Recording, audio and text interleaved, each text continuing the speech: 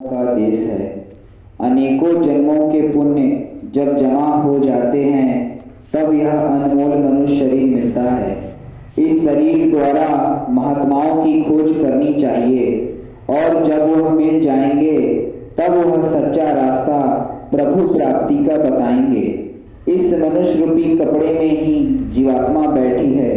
जीवात्मा को ही संतों ने सूरत कहा है।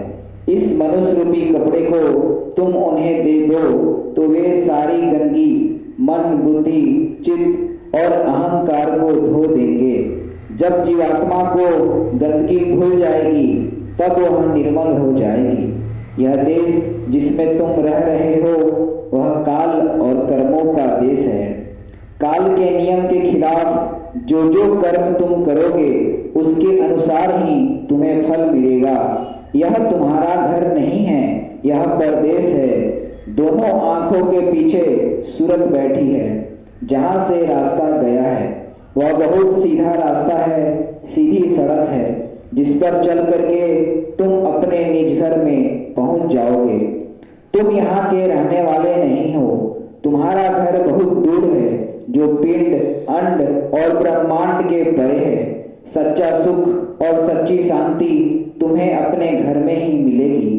सारी जीवात्माएं जहां जल में हो, थल में हो या आकाश में हो, सब देश से ही आई है। महात्माओं से रास्ता लेकर के उनकी शिक्षाओं के अनुसार तुम अभ्यास करते लगो, भजन की कमाई करने लगो तो एक दिन तुम अपने सच्चे देश में पहुंच जाओगे।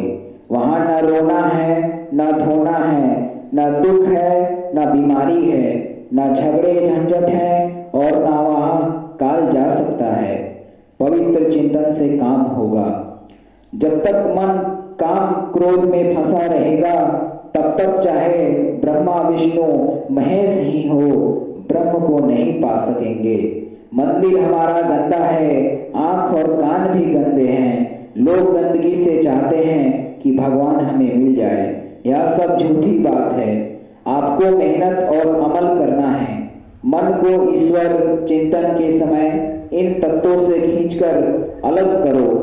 हृदय को पवित्र करो जहाँ प्रेम प्रकट हो। हम कोई भी इस बात की चेष्टा नहीं करते। जो जीवन का मूल था उसे भुला दिया। महात्मा ठंडक होते हैं। परिवर्तन होने पर मनुष्य सज्जन देवता और आगे ईश्वर हो जाता है। महात्मा जीवात्माओं को अपनी बातों से ठीक कर लेते हैं। धीरे धीरे सब काम ठीक होगा। लूटने पीटने वाले धीरे धीरे सुधरेंगे। जल के पास ठंडक होती है। नदी के किनारे जाने पर ठंडक का अनुभव होता है। महात्माओं के पास जाने से ठंडक शांति और प्रेम मिलेगा। कभी कभी अभिसत्संगियों में आग भरी है, वह भड़क उठती है। धीरे धीरे उस पर राख पड़ेगी और अग्नि दब जाएगी। काम क्रोध मोह और लोभ अहंकार मानव को गिरा देती है। सच्चे महात्मा अंदर भी मिलते हैं और बाहर भी। बड़े सौभाग्य से यह मनुष्य शरीर मिला है। महात्माओं के पास जाओ तो प्रभु को प्राप्त करने का रास्ता मिलेगा। जब तक आनंद का आधार न मिले महात्माओं को मदद लेनी है। दृष्टि खुलने पर महात्मा अंदर भी मिलेंगे और बाहर भी। महात्मा दूसरे लोकों में भी घूमते रहते हैं। वह चाहते हैं कि आपको भी ऊपर का आनंद मिले। ऐसे महात्मा बादशाह हैं, मगर हम महात्मा को बाहर से देखते हैं। महात्मा हमको इस विद्या में पढ़ाकर प्रवीण कराना चाहते हैं। आध्यात्मिक विद्या में पूर्ण ज्ञान और आनंद है।